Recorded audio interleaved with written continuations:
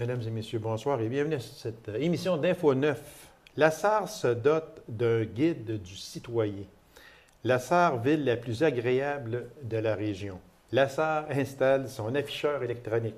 3 sujets que nous discuterons avec mon invitée, Mme Isabelle Damour, agente de développement à la ville de la SAR. Madame Damour, bonsoir. Bonsoir. Ça en passe des choses à la SAR? Ça bouge. Ça bouge! Avec des personnes aussi dynamiques que vous, c'est sûr qu'on ne dort pas sur nos lauriers, comme on dit. On n'a pas le temps. Vous n'avez pas le temps. Qu'est-ce que le guide du citoyen? D'abord, qui en a eu l'idée? Comment c'est venu, le guide du citoyen? En fait, c'était une demande surtout des nouveaux arrivants. OK. Quand les gens arrivaient à la SAR, ils venaient bien sûr soit à l'hôtel de ville où ils faisaient la demande sur Internet de différentes informations. OK. Donc, on a décidé de regrouper l'information en 16 fiches qui vont être disponibles sur Internet, mais qui vont être aussi envoyées à tous les nouveaux arrivants de la SAR. Donc, il y a 16 fiches avec différents sujets. On parle des loisirs, on parle de la culture, OK, oui. on parle des règlements, on parle de toutes sortes de choses, en fait, qu'un nouvel arrivant veut savoir. OK. En fin de compte, moi, ici, on en a, là, ça, c'est la page 1, le bienvenue chez vous. Là. Quand on dit chez vous, c'est parce que c'est le nouvel arrivant maintenant Oui. qui se sent beaucoup plus chez lui. Alors, ça concerne, comme vous avez dit, la vie municipale. C'est 11... 16 fiches. 16 fiches, Oui. OK. C'est 16 fiches qui sont données aux nouveaux arrivants. Ça leur explique un peu ce qu'est la SAR, les services, etc.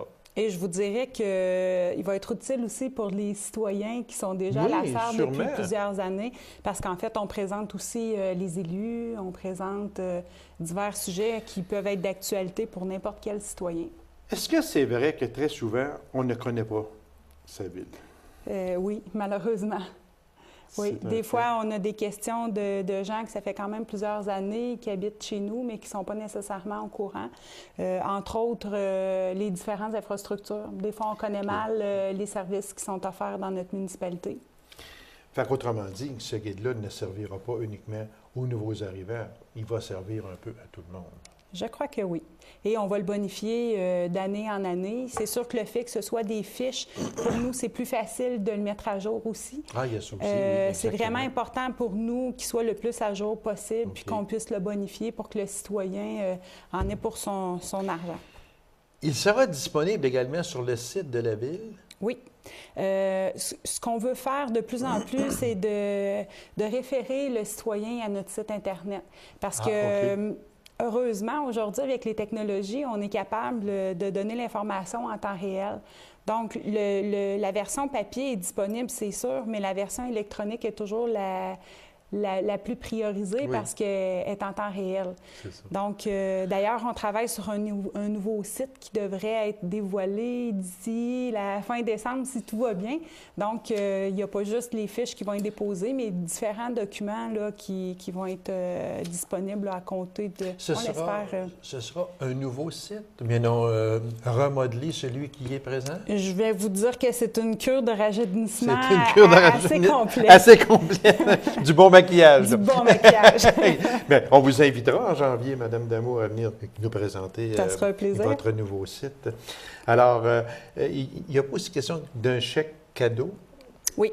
Ce qu'on a regardé aussi avec les autres municipalités, parce que des fois, c'est bon de s'inspirer de ce qui se passe ailleurs. Ah, c'est sûr, exactement. Parfois, les municipalités donnaient un petit quelque chose, soit un certificat cadeau ou des billets de spectacle ou peu importe.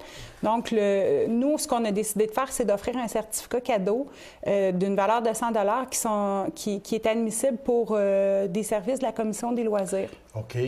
Alors, ça peut être pour une inscription à une activité sportive, ça peut être pour l'achat de billets de spectacle, en fait, de la location de glace, Oui, piscine, exactement. etc. OK. Fait que c'est ça. Ça, c'est pour les nouveaux arrivants? Oui, c'est pour les nouveaux arrivants. C'est pour les nouveaux arrivants. Alors, félicitations à Merci. vous et à toute la ville de la SAR pour ce merveilleux guide qui est disponible au moment où l'on se parle? Il devrait être sur le web d'ici la fin de la semaine et il devrait être disponible en version papier à partir de lundi prochain. Bon, fait que si quelqu'un n'en veut un guide, il peut se présenter à la ville de La Sarre, Directement, oui, ou il nous c'est contacte, puis on lui fera parvenir par la poste sans problème. Deuxième sujet, Madame Damour, La Sarre, ville la plus agréable. Qui a dit ça? Écoutez, on était très agréablement Oui. surpris de recevoir cette... Mais ça fait plaisir à recevoir. Tout à fait. C'est d'après un sondage qui a été réalisé par des médias, je crois. C'est un sondage qui s'appelle « Découvrez le vrai visage du Québec de Léger Marketing ». C'est quand même sérieux, là. C'est pas un sondage qui a été fait directement à La Sarre. C'est là. pas nous qui l'avons commandé. On n'a pas commandé ça, mais quand on a reçu dans le fond, les résultats, on était vraiment contents parce que depuis les dernières années, on travaille très fort Oui, à améliorer la exactement, qualité de vie. C'est vrai. Puis pour nous, c'est un élément de motivation d'aller un petit peu plus loin parce que le matin, quand on a vu ça dans les médias, on s'est dit, ben on travaille pas pour rien, les gens le reconnaissent. Donc pour nous, c'est une motivation supplémentaire là, pour poursuivre notre travail au cours des prochaines années. Je comprends. Comment on devient la ville la plus agréable? Écoutez, ça va être mon humble avis, mais il est important, Madame Damour. Selon les commentaires qu'on reçoit, présentement, la perception de nos citoyens, c'est que la ville bouge beaucoup. On investit beaucoup dans la qualité de vie des citoyens. Le parcours santé, qui est les stations d'exercice à l'extérieur, très achalandé depuis qui est en opération. Le parc Ernest Lalonde, qui est anciennement le jardin d'oiseaux, qui est de plus en plus achalandé aussi. Je pense qu'on a intervenu à plusieurs niveaux, autant pour les citoyens que pour les gens d'affaires au cours des dernières années. Le bulletin La Sarcelle, qui est on commence la 3e année l'année prochaine. Je pense que c'est une relation qu'on a instaurée avec notre citoyen, puis les gens se rendent de plus en plus compte de ce qu'on fait pour eux. Oui, parce que moi, je fais plusieurs entrevues avec des gens de La Sarre, que ce soit le Centre d'art Rotary, que ce soit, mon Dieu, le comité du patrimoine, que ce soit avec vous.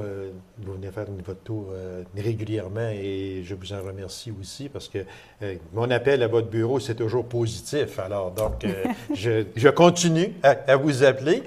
Puis, c'est vrai qu'il se passe beaucoup de choses dans la ville de La Sarre. Alors, c'est dû justement à la bonne information que vous transmettez et surtout aussi à tout ce que vous faites. C'est une équipe. Tout à fait. C'est une équipe, on ne peut pas faire tout ça une personne seule. Ce n'est pas vrai. Ce n'est pas le maire seul, ce n'est pas le conseil de ville seul. C'est un tout. Puis tout le monde. Effectivement. Et je disais justement en début de semaine que souvent, c'est moi, c'est les conseillers, c'est le maire qu'on voit, mais en arrière de tout ça, je vous dirais qu'il y a une équipe, puis une équipe qui est passionnée par ce qu'il fait, puis qui travaille vraiment au service des citoyens. Puis ça, je tiens vraiment à le mentionner parce que c'est souvent les mêmes visages qu'on voit, mais il y a vraiment... En arrière de ça, exactement. En arrière de ça. Parce que c'est sûr qu'on ne peut pas recevoir toute l'équipe. On va manquer de place. C'est sûr qu'on reçoit, comme vous, vous avez une équipe aussi avec vous. Alors, sans cette équipe-là, bien, Isabelle Damour, ce ne serait peut-être pas ce qu'elle est aujourd'hui. Effectivement. Et si je peux me permettre oui, de les remercier. Allez-y. Je les remercie parce que je pense que les résultats qu'on a eus, il y a eu aussi le prix qu'on a eu avec la Fondation principale Amélioration physique qu'on a eu en octobre dernier. Il y a beaucoup de travail qui a été fait. C'est avec l'école bleue, c'est avec l'école blanche, c'est avec, en fait, un ensemble de personnes. C'est ça. Alors, pour terminer avec cette étude-là, Découvrez le vrai visage du Québec de Léger Marketing, c'est une étude menée à travers 150 localités au Québec, à plus ou moins 200 répondants par localité. Alors, c'est donc dire que c'est un sondage très sérieux et je félicite la ville de La Sarre pour être la ville la plus agréable. Afficheur électronique. Ça, à votre dernière visite, il n'était pas installé. Vous m'aviez promis de venir nous en parler. Alors, vous êtes près de moi pour en parler. Alors, c'est quoi exactement, Madame Damour, que cet afficheur électronique-là, son rôle, il est situé à quel endroit? Après 3 ans, je vous dis que ça fait 3 ans qu'on travaille sur ce projet-là. L'afficheur électronique a été installé le 7 novembre dernier. Il est situé à l'angle de la rue principale et de la 5e avenue, près du Max. Oui, pour situer les gens. Etc. Exactement. Cet afficheur-là a pour objectif d'informer les citoyens en temps réel de tout ce qui se passe comme activité à la SAR. Ce n'est pas commercial, c'est strictement dans un intérêt communautaire. Ça, c'est important de le dire. C'est important parce qu'on a eu des demandes, puis pour nous, là, à la base, c'était vraiment important que ce soit pour des messages d'intérêt public. Les commentaires, on en a eu des tonnes depuis qu'il est installé. Je vous dirais à 99 %, les commentaires sont très positifs. Il est très visible. D'ailleurs, la compagnie qui nous l'a installé nous a dit, d'après nous, avec des bonnes jumelles, on le verrait de Val-d'Or tellement c'est beau. Je trouvais la blague très drôle. Mais c'est quelque chose là, qu'on ne peut pas le manquer. Puis, dans le fond, c'était aussi d'arrêter d'installer des affiches un petit peu partout à l'intérieur de la ville. C'est pas centré à la même place. Exactement. Et c'était une logistique qui était quand même quelque chose pour nous. Alors là, c'est programmé directement à partir de l'hôtel de ville. On a un logiciel conçu pour ça. On fait les montages des annonces, puis on envoie ça directement sur l'afficheur. Ça fonctionne avec des récepteurs sans fil. Alors, il faut dire aussi que cet afficheur-là a été financé par la ville de la Sarre, selon les informations obtenues. Elle faisait partie du programme de dépenses et immobilisation pour l'année 2011 qui prévoyait des déboursés d'un peu plus de 788 000 $. Le panneau, en fin de compte, a coûté environ 75 000 que l'on dit ici. Alors, Isabelle Damour, merci infiniment. Puis, continuez votre excellent travail et puis toute l'équipe et les équipes qui travaillent à la Sarre.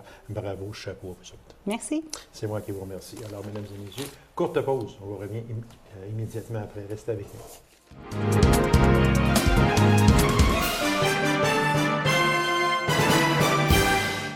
Qu'est-ce que l'AAPA, soit l'approche adaptée à la personne âgée? Pour nous en parler, je reçois du Centre de santé et des services sociaux des Aurores boréales, Mme Sylvie Baudouin, infirmière bachelière. Madame Baudouin, bonsoir. Bonsoir. Merci d'avoir accepté cette invitation-là, Madame Baudouin. Ça me fait plaisir. L'AAPA, approche adaptée à la personne âgée. Bon, on va en venir un petit peu plus loin en disant que la population se fait vieillissante chez nous. On regarde les statistiques présentes. On extrapole pour une dizaine d'années à venir. J'irais jusque presque à dire que c'est un peu épeurant, ce qui s'en vient, mais il faut vivre avec, il faut adapter nos besoins à la réalité d'aujourd'hui et de demain également. Et je sais que vous travaillez beaucoup dans la réalité d'aujourd'hui, mais vous n'êtes pas sans penser à demain non plus, parce que demain va venir quand même assez vite. Moi, si je vous demandais, après ma barre, qu'est-ce que l'AAPA? En fait, vous avez parfaitement raison quand vous parlez de la population vieillissante, parce qu'on s'est rendu compte qu'au cours des dernières années, la population vieillit beaucoup et les gens qui consultent sont de plus en plus, présentent de plus en plus de pertes. Alors, l'approche adaptée, en fait, ce qu'elle vise, c'est d'intervenir rapidement auprès des personnes âgées quand ils se présentent à l'urgence ou dans notre centre hospitalier afin de prévenir la perte d'autonomie. La perte d'autonomie, c'est sûr que ça... Il ne faut pas avoir peur des mots, là. Ça fait peur à beaucoup de personnes. Aujourd'hui, on est autonome. Qu'est-ce qui nous dit que demain, on ne sera plus autonome?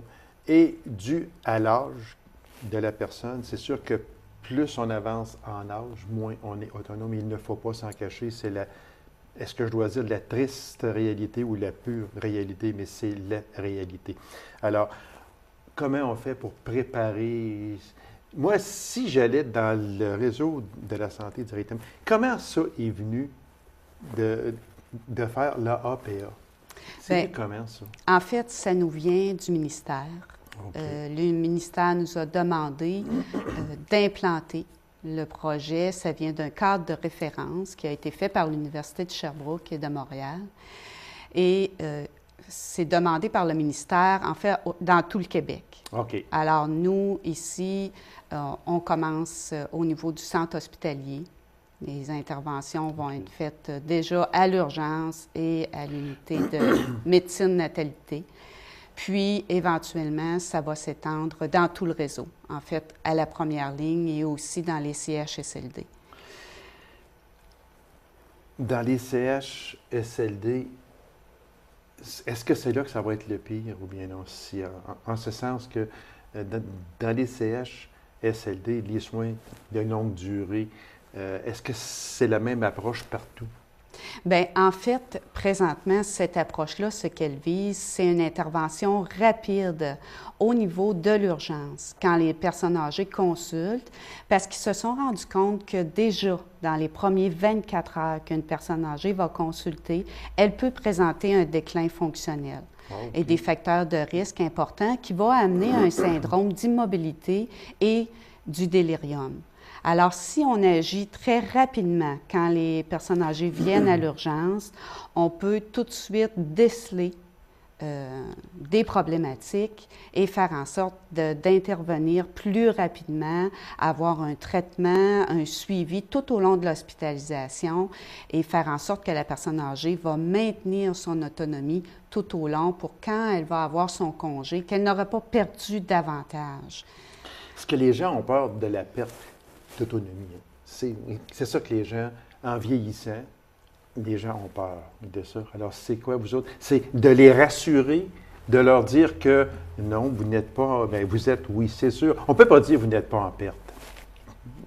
Les gens sont en perte en vieillissant.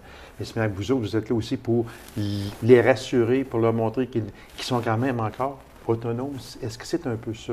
En fait, c'est de rassurer la personne âgée tout en la faisant participer à ses soins, en la mettant en action très rapidement. Participer et mettre en action. Oui, je pense que participer, c'est mettre en important. action et aussi impliquer la famille.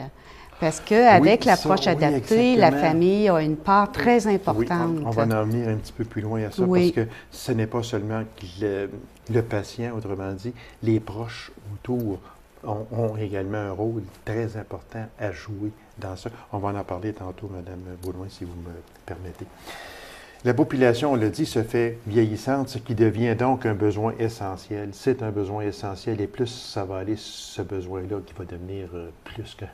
S'il y a un mot plus haut que ça encore, il faudrait aller le chercher quasiment, parce qu'on dit ici que les personnes âgées de 65 ans et plus au Québec, ça va doubler d'ici 25 ans. On dit, ah, mais 25 ans, oui, mais 25 ans, c'est quand même vite passé. D'ici 25 ans, on va passer de 14 % aujourd'hui à presque 25 %. Je vous dirais, depuis les dernières années, on a vu beaucoup. On voit déjà cette répercussion-là. Fait qu'imaginez seulement dans 5 ans, dans 10 ans, là, on parle de 25 ans, ça va être énorme. Alors, il faut dès maintenant adapter nos soins de santé à cette population qui vieillit pour être en mesure de bien intervenir. Parce que vous savez, éventuellement, ça va être notre tour. Hein? Alors... on n'est pas exempt de ça. Oui. Parce que moi, j'aime pas tellement jouer avec les chiffres, avec les statistiques, mais il y a des fois qu'on ne peut pas passer à côté. Et puis, j'ai une autre statistique ici qui est vraiment, là, qui dit beaucoup. Quand on dit que 45 % de toutes les journées d'hospitalisation au Québec sont utilisées par les personnes de 65 ans et plus, puis on est à 14 %, vous amenez du 14 % qu'on a dit, et puis on est censé monter jusqu'à 25 %. Là, on va être à quoi? À 70 % environ des journées et d'hospitalisation qui vont être utilisées pour les personnes âgées. C'est énorme. C'est beaucoup, et aussi, il faut garder à notre esprit que pour une personne âgée de 75 ans et plus qui est hospitalisée, alitée dans un lit, ça va lui prendre 3 jours à récupérer. Alors, imaginez un peu une personne âgée qui reste hospitalisée 1 semaine, 2 semaines, c'est énorme. Et si elle présente déjà une perte d'autonomie avant l'hospitalisation et qu'on n'intervient pas rapidement pour la mettre en action durant l'hospitalisation, imaginez combien le déclin peut être important et les répercussions par la suite pour cette personne-là. On ne peut pas s'imaginer souvent, on est assis, puis oui, la population est vieillissante. Ah ben oui, regarde, puis tout le monde vieillit d'un an par année. Mais seulement quand on se met à regarder ces chiffres-là, on s'assoit là, comme on le fait, là, nous autres ici. Là. Puis moi, lorsque j'ai monté l'émission, je me suis dit, aïe aïe, on s'en va où là, avec ça? Ça, est-ce qu'à ce moment-là, le domaine hospitalier ne perdra pas sa première vocation à ce moment-là? Parce que là, les centres hospitaliers, ils vont devenir des foyers, ou presque, non? Non, absolument pas. Non, c'est plutôt d'adapter nos soins en fonction de la clientèle qui, là, va être une population plus vieillissante. OK.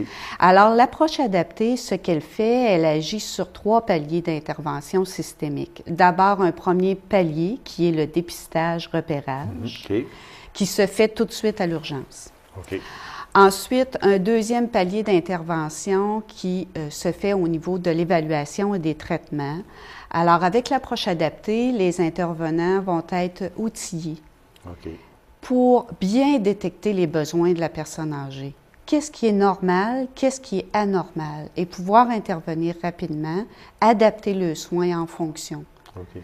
Et le dernier palier d'intervention, c'est une approche avec divers professionnels, une équipe spécialisée pour la gériatrie qui va vraiment intervenir dans des cas très complexes. Alors, on voit 3 paliers d'intervention: repérage, action, traitement, réadapt et suivi. Et suivi.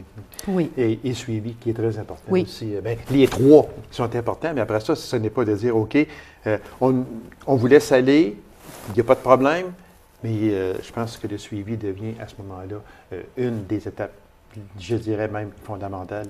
Et je me permettrais de vous dire qu'ici, en Abitibi, et dans notre centre hospitalier, notre CSSAB, nous sommes très avant-gardistes au niveau du suivi et les gens sont très bien suivis. Déjà, quand ils arrivent à l'hôpital, en cours d'hospitalisation et par la suite, il y a un excellent suivi et c'est les commentaires qu'on entend de la population. Il y a des objectifs. Oui. Ça, qui sont très importants. Moi, j'aimerais ça qu'on parle des objectifs qui sont visés par cette approche-là. Alors, un premier objectif, comme je vous disais, c'est l'application systématique des mesures de prévention du déclin fonctionnel chez la personne âgée, que ce soit en centre hospitalier, en première ligne ou dans les centres d'hébergement. Nous commençons d'abord par le centre hospitalier parce qu'il faut commencer quelque part. Et par la suite, nous allons développer au niveau de la première ligne et du CHSLD.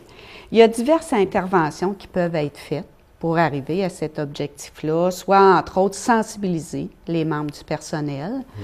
Nous avons déjà commencé la formation et ça va très bien, les commentaires sont excellents. Il y a aussi, comme je vous parlais, le repérage des personnes âgées qui sont à haut risque. Ça, c'est déjà débuté à l'urgence. Donc, tout est en fonction actuellement. Oui. Bien, on commence. OK, vous commencez. Je vous dirais, tout est en rodage? Oui, c'est ça. On commence là. Ensuite, une autre façon d'intervenir, c'est de réduire le temps d'alitement des personnes âgées. Et de les remettre à la marche le plus rapidement possible. Ça ne doit pas être facile. On a élaboré un programme de marche qui s'appelle le défi Je marche. Oui, qui va mettre activement les personnes âgées en action ainsi que les membres de leur famille. Alors, le but, c'est, on sort du lit, toujours en étant très respectueux de chaque personne. Les cas vont être évalués un par un, puis toujours on se met en action. Une autre façon d'intervenir, c'est prévenir la dénutrition, qui est très importante chez les personnes âgées. Importante. C'est ça, parce qu'on est porté, je ne sais pas, peut-être que ces personnes-là se sont portées à moins manger un peu ou à moins bien manger aussi peut-être. Et on sait que ce n'est pas de manger beaucoup, mais c'est de manger sainement. à ce Oui, moment-là. absolument. Alors, prévenir la dénutrition. Aussi, c'est de voir au niveau de l'usage des contentions, les mesures de contrôle doivent être limitées. OK. Alors, pour toujours permettre à la personne âgée d'être en action et de conserver son autonomie. On va aussi revoir au niveau des ordonnances pour s'assurer que les médicaments qui sont utilisés pour la personne âgée sont vraiment bien contrôlés OK. et enlever le plus possible la médication à haut risque, comme on pense aux benzodiazépines, aux neuroleptiques, aux antidépresseurs. Et, comme je le disais, la marche régulière. Alors ça, c'est un premier objectif. OK. Fait que, il y en a sûrement d'autres, mais seulement que, juste une parenthèse moi, que j'aimerais ouvrir, c'est que, autrement dit, on essaie de prendre la personne et de la mettre le moins longtemps possible alité. Et voilà, oui. Et de réduire tous les facteurs de risque qui pourraient avoir un Qui pourrait impact avoir un impact. sur le déclin fonctionnel. Exactement. Oui. Alors, on va y aller aussi avec Un les deuxième autres objectifs. objectif, c'est de favoriser l'utilisation systématique des mesures de détection, dont, entre autres, ce qu'on appelle les signes vitaux gériatriques.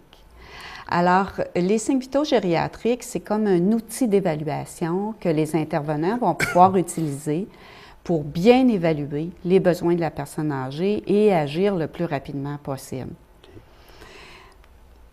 Un troisième objectif, si vous me permettez, Oui, allez-y. c'est de permettre, comme on disait tantôt, un processus d'évaluation, de traitement et de suivi.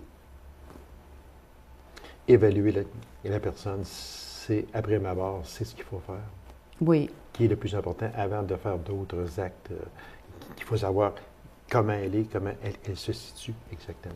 et dans cet objectif-là, on va regarder les épisodes de délirium, OK.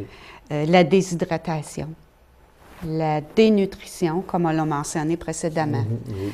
la malnutrition, la perte de mobilité, les plaies de pression, OK. les troubles cognitifs, la dépression et, un dernier point, les troubles du sommeil. Vous avez des points tellement essentiels dans ça, c'est incroyable. Parce que chacun des points là, est primordial. Il ne me semble pas qu'il y ait un point qui soit plus important que l'autre à ce moment-là. Vous savez, avant, mettons, si on avait une personne âgée qui se présentait à l'urgence, exemple pour un problème de cœur, souvent, le problème de cœur était traité et la globalité de la personne n'était pas nécessairement vue dans son ensemble. C'est ça. Alors, On traitait une chose. oui, c'est ça. Absolument.